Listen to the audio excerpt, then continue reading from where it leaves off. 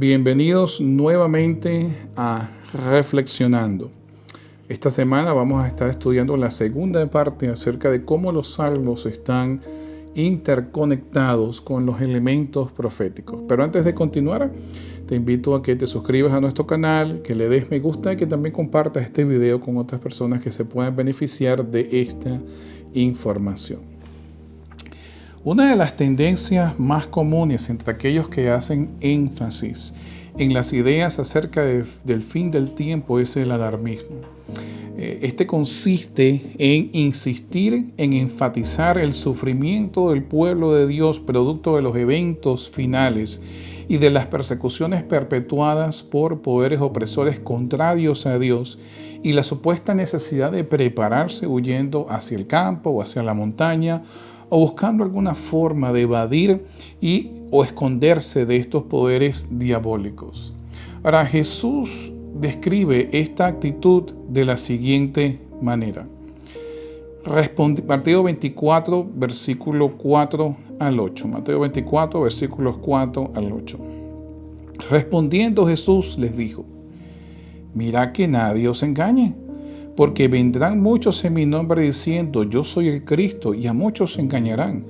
Y oiréis guerras y rumores de guerras. Mirad que no os turbéis, porque es necesario que todo esto acontezca, pero aún no es el fin.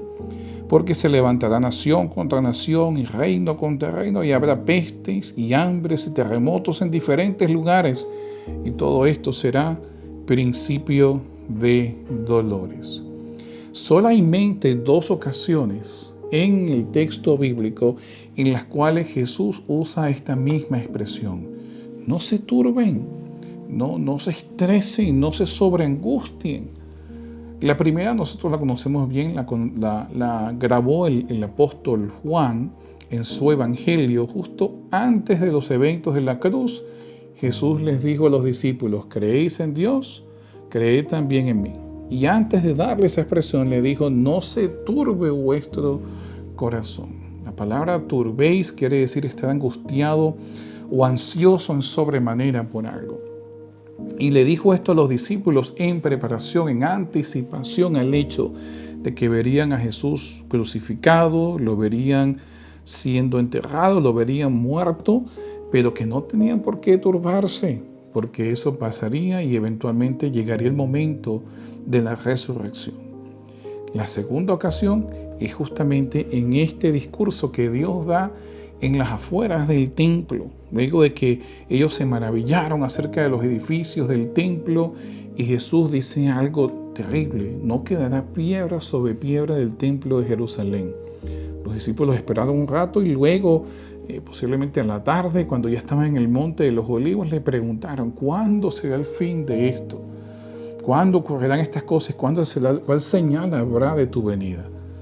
Los discípulos le preguntaron en alarma, pero el consejo de Jesús es: no se alarmen, no se turben, no se angustien, a pesar de las cosas que ven alrededor. No se angustien, sobre todo por el hecho de que Dios va a proteger a su pueblo como lo ha hecho en infinidades de ocasiones a lo largo de toda la historia.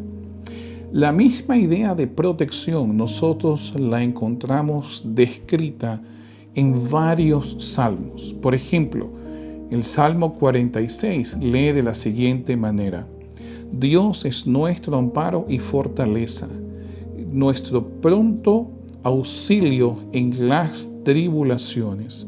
Por tanto, no temeremos aunque la tierra sea removida y se traspasen los montes al corazón del mar, aunque bramen y se turben sus aguas y tiemblen los montes a causa de su braveza. Del río sus corrientes alegran la ciudad de Dios, el santuario de las moradas del Altísimo. Dios está en medio de ella, no será conmovida. Dios la ayudará al clarear la mañana. Bramaron las naciones, titubearon los reinos, dio él su voz y se derritió la tierra. Jehová de los ejércitos está con nosotros. Nuestro refugio es el Dios de Jacob. Venid, ved las obras de Jehová, que ha puesto asolamientos en la tierra, que hace cesar las guerras hasta los fines de la tierra, que quiebra el arco, corta la lanza y quema los carros en el fuego. Estad quietos y conoced que yo soy Dios. Seré exaltado entre las naciones, enaltecido seré en la tierra. Jehová de los ejércitos está con nosotros. Nuestro refugio es el Dios de Jacob. ¿Se dan cuenta del contorno ideológico de esta canción? No hay nada que temer. Pueden hacer cosas terribles como terremotos que traspasen los montes y los hundan en el mar. O que se levanten pestilencias o que se levanten grandes dificultades y fenómenos, pero nosotros no tenemos por qué temer, porque Dios es nuestro refugio. De hecho, en el versículo 1 de este salmo, cuando dice nuestro pronto auxilio, en realidad la traducción más exacta es poderosa ayuda, y usa la palabra Esra, de donde viene el nombre del famoso carácter bíblico, Esdras. Nuestra poderosa ayuda, Esra, en las tribulaciones es Dios. Por lo tanto, nosotros, la Biblia no nos enseña a vivir en miedo, a vivir en zozobra. Por el contrario, constantemente el texto bíblico nos reafirma la confianza que debemos tener en Dios. Si Dios es nuestro amparo y fortaleza, yo no tengo por qué temer las vicisitudes que a veces puede que se presenten en medio de la vida, incluyendo los eventos que han de rodar la segunda venida de Jesús. Y tenemos varios ejemplos bíblicos. Por ejemplo, tenemos a Elías, que fue perseguido por Jezabel y Acab, donde llegó un momento en que Elías pensó que estaba solo y que no quedaba más nadie, por eso salió huyendo hacia el monte Sinaí o el monte Horeb, buscando la ayuda divina. Pero Dios lo libró. Tenemos el caso de Eliseo, cuando fue rodeado por ejércitos y su siervo estaba con temor, con zozobra, con alarma. Y Elías oró para que Dios abriera los ojos del siervo. Y cuando el siervo abrió los ojos, vio que eran mucho más grandes los ejércitos divinos que rodeaban al ejército que pretendía hacerle daño a Eliseo. Tenemos el caso de Daniel, que fue lanzado en el foso de los leones y sin embargo salió libre. Tenemos el caso de los jóvenes hebreos, amigos de Daniel, que fueron lanzados en el horno ardiente de fuego y el fuego no les hizo absolutamente nada. Y Jesús en Mateo 5 nos dice: bienaventurados cuando los persigan. La palabra bienaventurado quiere decir felices, porque así persiguieron a los profetas que fueron antes de vosotros. Es decir, la Biblia nunca adopta la idea de que el cristiano tiene que vivir alarmado y en zozobra debido a los eventos finales. Por el contrario, cada vez que usted ve los elementos, los oráculos proféticos tienen el propósito de infundir confianza, tranquilidad y seguridad en el creyente, pues Dios está en control. Ahora, cuando Jesús habla acerca de las conmociones en el planeta, en el contexto de su venida, no es para llenar a las personas de zozobra. Por el contrario, en vista de que habrían conmociones, guerras, serían fenómenos de naturaleza como terremotos, inundaciones, enfermedades por todos lados, conflictos sociales, disturbios. En medio de todo eso, Jesús les dice que no se alarmen. Luego de ello narra la idea de la persecución y es interesante que tanto Lucas como Marcos más bien reflejan esta persecución como un instrumento que Dios eventualmente va a usar para que su evangelio llegue a sitios donde jamás llegaría. Y luego de eso entonces se habla de una gran tribulación, que cuando nosotros vemos que esta expresión viene de Daniel y cómo la usa, cómo la generaliza Marcos, Mateo y Lucas, nos damos cuenta de que la gran tribulación no es sobre el pueblo de Dios, es sobre los opresores del pueblo de Dios. Y después de esto entonces viene la venida de Jesús. Y es en este contexto donde les quiero leer precisamente lo que dicen los tres evangelistas. Vamos primero a Mateo 24, versículos 29 al 31. Mateo 24, versículos 29 al 31. Dice: E inmediatamente después de la tribulación de aquellos días, el sol se oscurecerá, y la luna no dará su resplandor, y las estrellas caerán del cielo, y las potencias de los cielos serán conmovidas. Entonces aparecerá la señal del Hijo del Hombre en el cielo, y entonces lamentarán todas las tribus de la tierra, y verán al Hijo del Hombre viniendo sobre las nubes del cielo con poder y gran gloria. Y enviará a sus ángeles con gran voz de trompeta, y juntarán a sus escogidos de los cuatro vientos, desde un extremo del cielo hasta el otro. Es un momento de liberación para el pueblo de Dios, no un momento de temor y angustia. Lucas hace algo parecido, pero le añade un poco más de información. Pueden ir conmigo a Lucas capítulo 21, está reflejando el mismo discurso, versículos 25 al 28. Y en este Lucas más bien nos dice qué tipo de actitud nosotros deberíamos tener ante la presentación de estos eventos que rodean la segunda venida de Jesús. Note, versículo 25 en adelante de Lucas 21. Entonces habrá señales en el sol, en la luna y en las estrellas, y en la tierra angustia de las gentes, confundidas a causa del bramido del mar y de las olas, desfalleciendo los hombres por el temor y la expectación de las cosas que sobrevendrán en la tierra, porque las potencias de los cielos serán conmovidas. Es decir, las personas que no aceptaron a Jesús, que oprimieron al pueblo de Dios, son aquellas cuyo corazón desfallece. Pero, ¿qué pasa con los hijos de Dios? Versículos 27 y 28, noten. Entonces verán al Hijo del Hombre que vendrá en una nube con poder y gran gloria.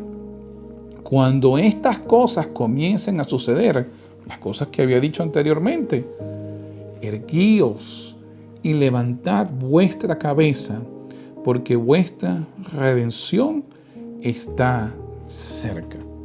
¿Se dan cuenta? O sea, Lucas contrasta la actitud ante los eventos finales, la conmoción final de aquellos que no aceptan a Cristo, que no aceptaron a Dios y que oprimieron a su pueblo. Su corazón desfallece, se angustian a causa de las cosas que están aconteciendo, pero al mismo tiempo refleja las palabras de Jesús diciendo: pero a los que creyeron, a los que son parte de su pueblo, a los que han aceptado la salvación que Dios quiere, cuando vean estas cosas pasar, levantad vuestras cabezas, tomad ánimo, erguíos, porque vuestra redención está cerca.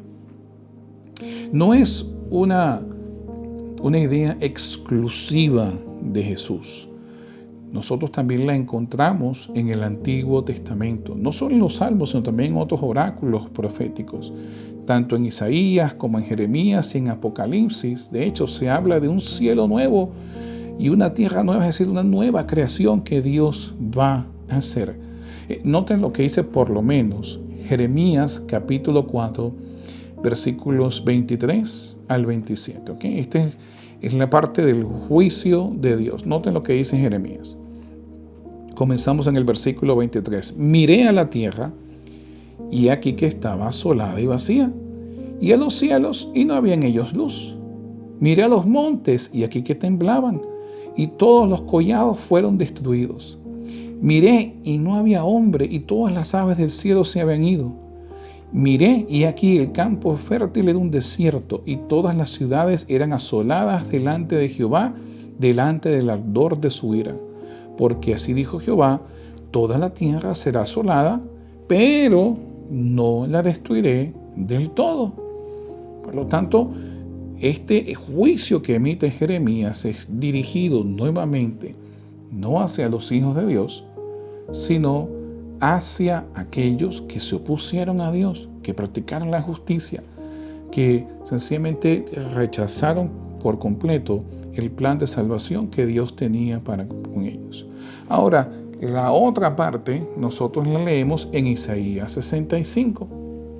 En Isaías 65 es la primera vez que se menciona esta idea de cielos nuevos y tierra nueva que vamos a ver repetida en el Apocalipsis. Isaías 65, versículos 17 al 25. Sígame con detenimiento en la lectura de este hermoso pasaje. Isaías 65, versículos 17 al 25. Porque he aquí que yo crearé nuevos cielos y nueva tierra, y de lo primero no habrá más memoria, ni más vendrá al pensamiento, mas os gozaré y os alegraréis para siempre en las cosas que yo he creado. Porque aquí que yo traigo a Jerusalén alegría y a su pueblo gozo. Y me alegraré con Jerusalén y me gozaré con mi pueblo, y nunca más se oirán en ella voz de lloro, ni voz de clamor. No habrá más allí niño que muera de pocos días, ni viejo que sus días no cumpla. Porque el niño morirá de 100 años, y el pecador de 100 años será maldito. Edificarán casas y morarán en ellas, plantarán viñas y comerán el fruto de ellas. No edificarán para que otro habite, ni plantarán para que otro coma, porque según los días de los árboles serán los días de mi pueblo, y mis escogidos disfrutarán la obra de sus manos. No trabajarán en vano, ni darán a luz para maldición, porque son linaje de los benditos de Jehová, y sus descendientes con ellos. Y antes que clamen, responderé yo. Mientras aún habla, yo habré oído. El lobo y el cordero serán apacentados juntos, y el león comerá paja como el buey. Y el polvo será el alimento de la serpiente. No afligirán, ni harán mal en todo mi santo monte, dijo Jehová. Ustedes pueden ver que por un lado está el asolamiento de la tierra que habla Jeremías, pero por el otro lado, para los hijos de Dios, está el cielo nuevo y la tierra nueva que Él va a crear. Y ustedes pueden ver en estos textos cómo hay una especie de reversión de los elementos que estaban presentes en la maldición que trajo el pecado. Por lo menos a Adán se le dijo, con el sudor comerás. Aquí se dice, no trabajarán en vano, no trabajarán para que otro habite, disfrutarán lo que están haciendo. A Eva se le dijo, vas a dar a luz con dolor. Aquí se le dice, no darán a luz para maldición. Es decir, es una reversión completa del estado inicial en el cual el pecado sumergió a la obra creada por Dios. Es esta misma idea que en Isaías pareciera aplicarse al pueblo de Jerusalén, a los israelitas, pero que en Apocalipsis se expande y se aplica a un concepto que Pablo lo llama el nuevo Israel. De los dos pueblos, Dios hizo un solo pueblo. Es a toda la comunidad, judíos y no judíos, que hayan creído en Cristo y que hayan aceptado su salvación. Esta misma idea de Isaías, Juan la vuelve a repetir en Apocalipsis 21, versículos 1 al 4. Noten cómo dice: vi un cielo nuevo y una tierra nueva, porque el primer cielo y la primera tierra pasaron, y el mar ya no existía más. Y yo, Juan, vi la santa ciudad, la nueva Jerusalén, descender del cielo de Dios, dispuesta como una esposa ataviada para su marido. Y una gran voz del cielo que decía: he aquí el tabernáculo de Dios con los hombres, y Él morará con ellos, y ellos serán su pueblo, y Dios mismo estará con ellos como su Dios. Enjugará Dios toda lágrima de los ojos de ellos, y no habrá más muerte, ni habrá más llanto, ni clamor, ni dolor, porque las primeras cosas pasaron. ¿Se dan cuenta? Es una reversión completa del estado presente y del estado anterior de los seres humanos. En este nuevo lugar no hay dolor, no hay llanto, no hay muerte, no hay sufrimiento, no hay maldad, no hay injusticia. Ese es el énfasis profético de todos estos elementos que nosotros observamos. No tienen como propósito infundir miedo. Tienen como propósito sembrar esperanza. En la primera visión que Daniel tuvo, que Daniel tuvo en respuesta al sueño de Nabucodonosor, noten cómo termina esta visión. Luego que se presentan todos estos reinos, ¿verdad?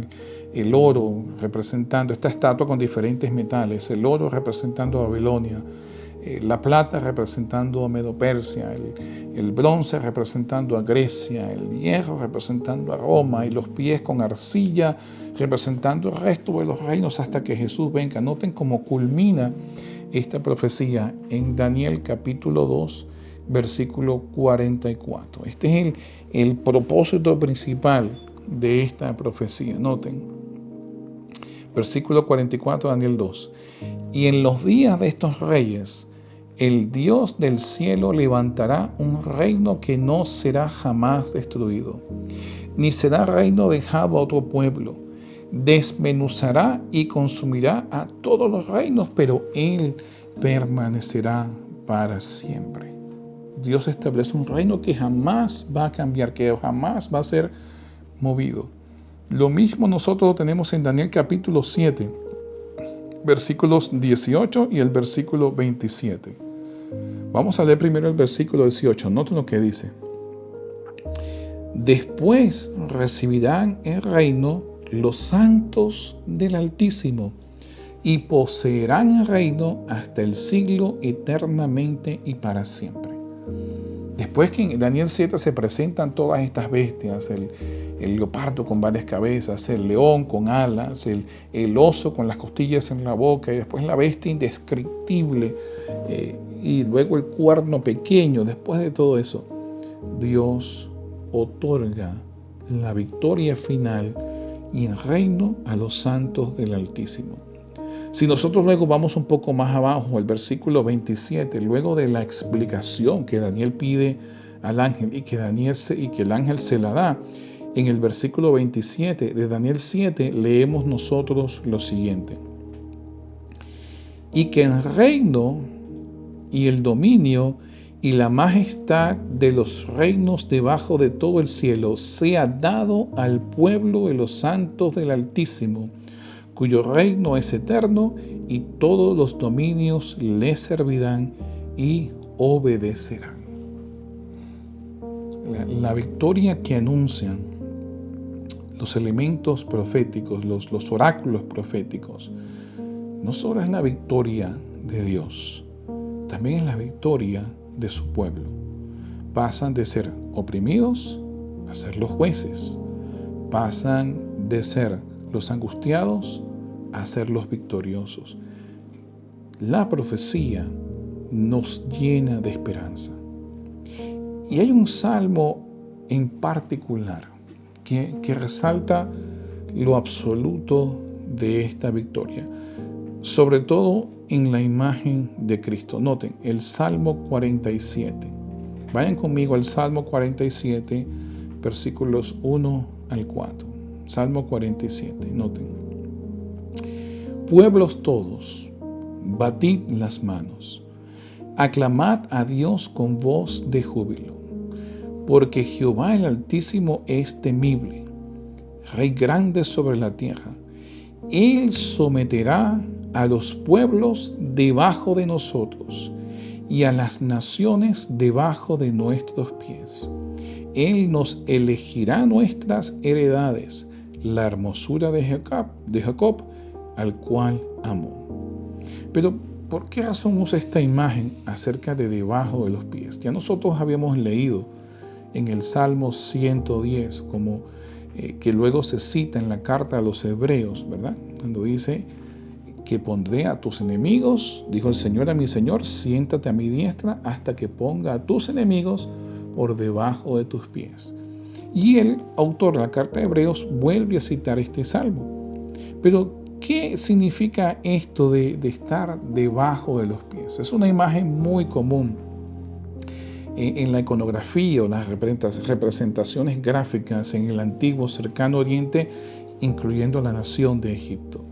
cada vez que un monarca deseaba presentar su victoria absoluta sobre sus enemigos, entonces tallaban en monumentos de piedra, en estelas o en paredes de piedra o en paneles de piedra, tallaban la imagen del rey y de sus capitanes, sus caballos, sus soldados, pisando a los enemigos y poniéndolos debajo de sus pies.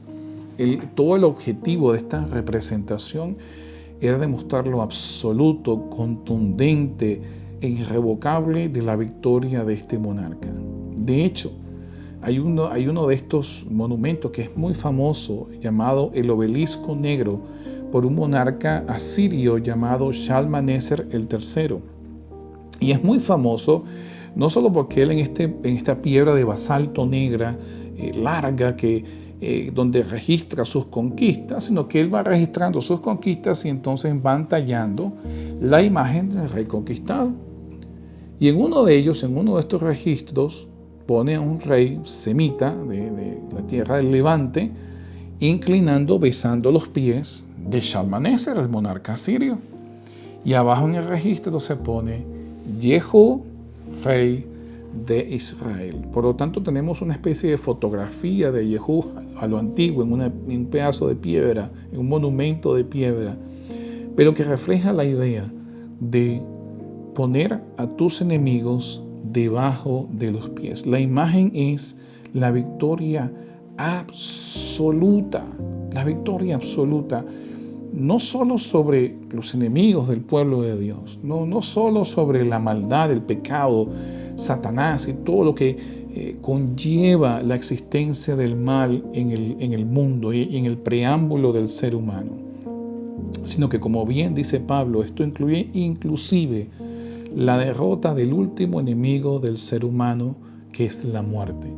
Noten cómo esta esperanza Pablo la refleja como victoria total y absoluta en Primera de Tesalonicenses, capítulo 4, versículos 13 al 18. Primera de Tesalonicenses, capítulo 4, versículos 13 al 18. Leo. Tampoco queremos, hermanos, que ignoréis acerca de los que duermen, para que no os entristezcáis como los que no tienen esperanza, como los otros que no tienen esperanza. Porque si creemos que Jesús murió y resucitó, así también traerá Dios con Jesús a los que durmieron en él. Por lo cual os decimos esto en palabra del Señor, que nosotros que vivimos, que habremos quedado hasta la venida del Señor, no precederemos a los que durmieron, porque el Señor mismo, con voz de mando, con voz de arcángel y con trompeta de Dios, descenderá del cielo, y los muertos en Cristo resucitarán primero. Luego nosotros, los que vivimos, los que hayamos quedado, seremos arrebatados juntamente con ellos en las nubes para recibir al Señor en el aire, y así estaremos siempre con el Señor. Por tanto, alentaos los unos a los otros con estas palabras. Pablo vuelve a hacer algo similar con la iglesia que estaba en la ciudad de Corinto. Por lo tanto, nosotros vemos que estas imágenes proféticas resaltan la victoria, resaltan ideas que deberían más bien no llenarnos de alarma y de zozobra, sino de esperanza y de júbilo. La realidad es que la profecía presenta dos grupos. Un grupo, como dice Lucas, cuyo corazón desfallece, y otro grupo, como también dice Lucas, cuyo corazón es erguido y es lleno de gozo. Porque el mismo evento que representa liberación para el uno, representa juicio para el otro. Y creo que el profeta Malaquías, el último libro del Antiguo Testamento, refleja bien este balance entre dos grupos. Nota lo que dice en Malaquías capítulo 4, versículos 1 y 2. Malaquías 4, versículos 1 y 2. Porque he aquí, viene el día ardiente como un horno, y todos los soberbios y todos los que hacen maldad serán estopa, Aquel día que vendrá los abrazará, ha dicho Jehová de los ejércitos, y no les dejará ni raíz ni rama. Ese es el primer grupo. Lucas lo describe como aquellos cuyo corazón desfallece al ver los eventos que están ocurriendo. Ahora está el segundo grupo, versículo 2. Mas a vosotros que teméis mi nombre, nacerá el sol de justicia, y en sus alas traerá salvación, y saldréis y saltaréis como becerro de la manada. ¿Se dan cuenta del contraste? Para unos el mismo día es un día de juicios, para otros es un día de liberación. Al final es muy importante en quién nosotros creemos y cómo nosotros reaccionamos ante la esperanza que Dios nos da por medio de los oráculos proféticos. Pero la idea para el pueblo de Dios, para aquellos que hemos creído, siempre el énfasis es en liberación. Vayan conmigo al Salmo 75 para que nosotros podamos leer un poco acerca del gozo que debe producir esta liberación y el hecho de que es Dios, que es justo y es misericordioso y piadoso, el que está al frente de todo este evento. Salmo 75, comenzando en el versículo 1 y leyendo hasta el versículo 10. Noten lo que dice. Gracias te damos, oh Dios, gracias te damos, pues cercano está tu nombre. Los hombres cuentan tus maravillas. Al tiempo que señalaré, yo juzgaré rectamente. Se arruinaban la tierra y sus moradores, yo sostengo sus columnas. Dije a los insensatos, no os infatuéis, y a los impíos, no os enorgullezcáis. No hagáis alarde de vuestro poder, ni habléis con cerviz erguida, porque ni de oriente, ni de occidente, ni del desierto viene el enaltecimiento, mas Dios es el juez. A este humilla y a aquel enaltece. Pues el cáliz está en la mano de Jehová, y el vino está fermentado, lleno de mistura, y él derrama del mismo.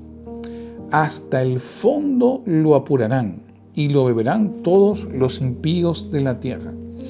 Pero yo siempre anunciaré, y cantaré alabanzas al Dios de Jacob. Quebrantaré todo el poderío de los pecadores, pero el poder del justo será exaltado. Al final de cuentas, mi angustia o mi zozobra depende solo de una acción. Creo yo en Dios y acepto su salvación y decido vivir una vida de lealtad con Él. O rechazo la salvación que Dios me da. Vivo una vida exclusiva de autocomplacencia que eventualmente me hace ser productor, fabricador y ejecutador de injusticia y me rebelo en contra de Dios. Esa es la pregunta que nosotros debemos hacernos hoy. Porque en todos los oráculos proféticos y en los salmos siempre está el mismo resultado. Dios salva a los justos, a los humildes, a los que le buscan. Y el soberbio y el arrogante eventualmente recibe el juicio divino. El libro de Apocalipsis está repleto de este tipo de imágenes sobre la victoria que se ejerce sobre los malvados. Vayan conmigo por lo menos al libro de Apocalipsis, capítulo 14, versículos 9 al 12.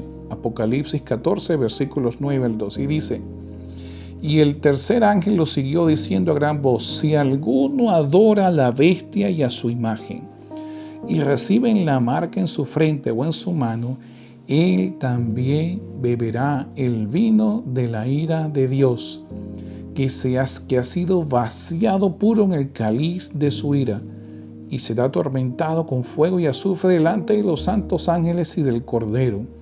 y el humo de su tormento sube por los siglos de los siglos, y no tienen reposo de día ni de noche los que adoran a la bestia y a su imagen, ni nadie que recibe la marca de su nombre. Aquí está la paciencia de los santos, los que guardan los mandamientos de Dios y la fe de Jesús. Lo curioso es que en el capítulo 13, el anterior al Apocalipsis 14, esta bestia y esta imagen ejercen un juicio de que quien no tiene la marca o la imagen de la bestia, el número de la bestia, entonces no pueden comprar y vender y son sujetados a los juicios que estas bestias opositoras al pueblo de Dios quieren ejercer. Pero en el siguiente capítulo, en realidad quienes reciben los juicios divinos, no son quienes son culpables de juicio, quienes reciben los castigos, no son los que no tienen la marca de la bestia, sino precisamente los que tienen la marca de la bestia. ¿Se dan cuenta del proceso de reversión? Nosotros lo vemos en varios episodios bíblicos, por lo menos. Los enemigos de Daniel hicieron todo un complot para acusarlo a fin de que Daniel fuese lanzado en el foso de los leones. Pero al final de la historia, son estos mismos enemigos los que son lanzados en el mismo foso de leones a donde ellos querían ver a Daniel devorado. Lo vemos también en el libro de Esther. Amán, el enemigo principal de Esther, de los judíos y de Mardoqueo, crea una horca para eventualmente ejecutar a Mardoqueo. Y al final de la historia, una reversión, Amán termina ahorcado en la misma horca que había preparado para Mardoqueo. Es esta misma idea que nosotros vemos en Apocalipsis 14. En Apocalipsis 13, esta bestia, estos poderes piensan que pueden enjuiciar al pueblo de Dios y oprimirlo. Pero en el capítulo 14, ellos son los enjuiciados. Y justamente los que tienen la marca de la bestia son los que reciben el castigo divino. Y el versículo 12 nos dice algo hermoso. Cuando dice aquí está la paciencia de los santos, en el griego también se puede traducir de la siguiente manera. La paciencia de los santos es, o la perseverancia de los santos es, guardar los mandamientos de Dios y tener fe en Jesús. Es decir, ¿qué hacen el pueblo de Dios mientras estos fenómenos y estos poderes se levantan? Dos cosas sencillas. Una, mantienen su lealtad a Dios. Y dos, confían en el poder liberador de Cristo, que Cristo prometió. Si Cristo nos dijo, no os turbéis, Él quiso decir, no os turbéis, no se angustien, no vivan en zozobra. Y nosotros podemos ver diferentes casos acerca de cómo Dios, el poder liberador de Dios, tuvo un impacto específico en diferentes narrativas bíblicas. Por lo menos, cuando los judíos llegaron a la ciudad, cuando los israelitas, llegaron a la ciudad de Jericó, ya los de Jericó habían escuchado acerca de las cosas que habían sucedido en Egipto y ya tenían miedo. Se veían como la nación más experimentada, con las murallas más grandes, con el mejor ejército, pero ya Dios de antesala había infundido en ellos una derrota anticipada, conociendo de que Dios estaba de parte de su pueblo. Tenemos el caso de Pablo y de Silas, de Pedro y de Silas, y de Pablo también, que estando presos, siendo apresados, unos cantaban himnos, Pedro pensaba que estaba teniendo un sueño, mientras la tierra temblaba y las puertas de las cárceles se abrían. Y al final sus propios carceleros terminaron diciéndoles qué tengo que hacer para ser salvo. ¿Se dan cuenta?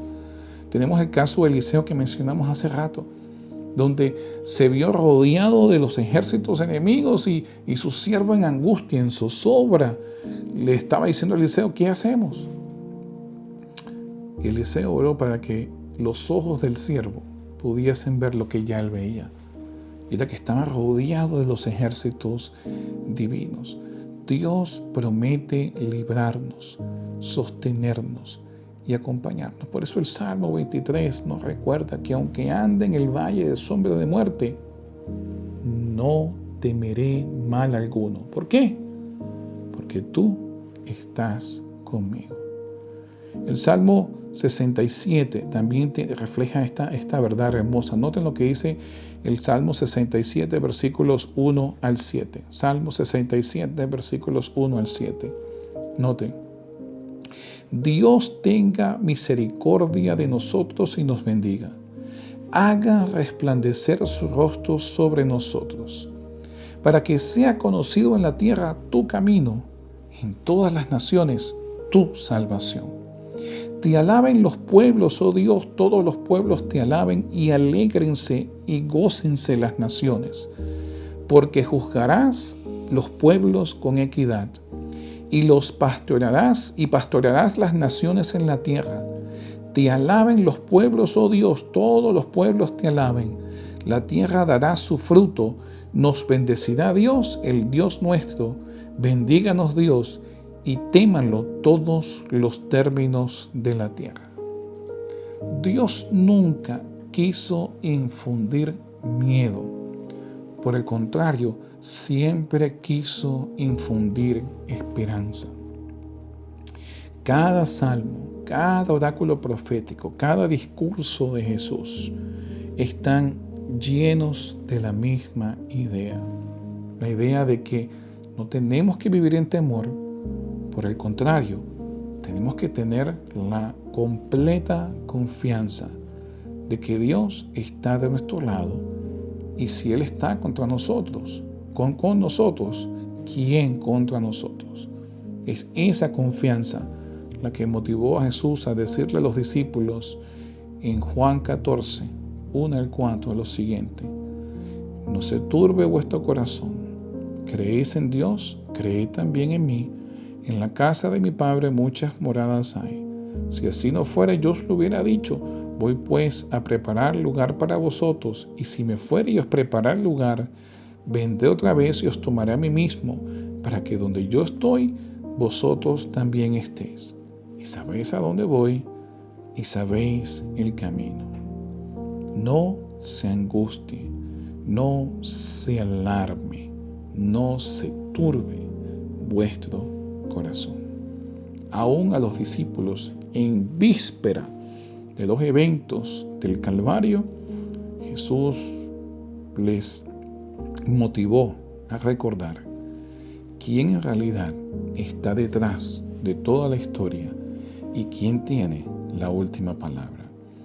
Al igual que Jesús, mis queridos oyentes, mis queridos hermanos, hermanas, nosotros necesitamos usar estos textos no para sembrar zozobra, por el contrario, para sembrar esperanza en lugar de alarma y en lugar de miedo. Lo contrario es desviarse del texto bíblico y no usarlo conforme al propósito por el cual Dios lo inspiró. Así que recuerda, no vivas en alarma, en zozobra. No siembres alarma y miedo. Por el contrario, al igual que Jesús, siembra esperanza y confianza en Dios. Espero que les haya sido de bendición este pequeño repaso de lo que hemos estudiado esta semana. Que Dios les bendiga y nos vemos la semana que viene en otro episodio de Reflexionando.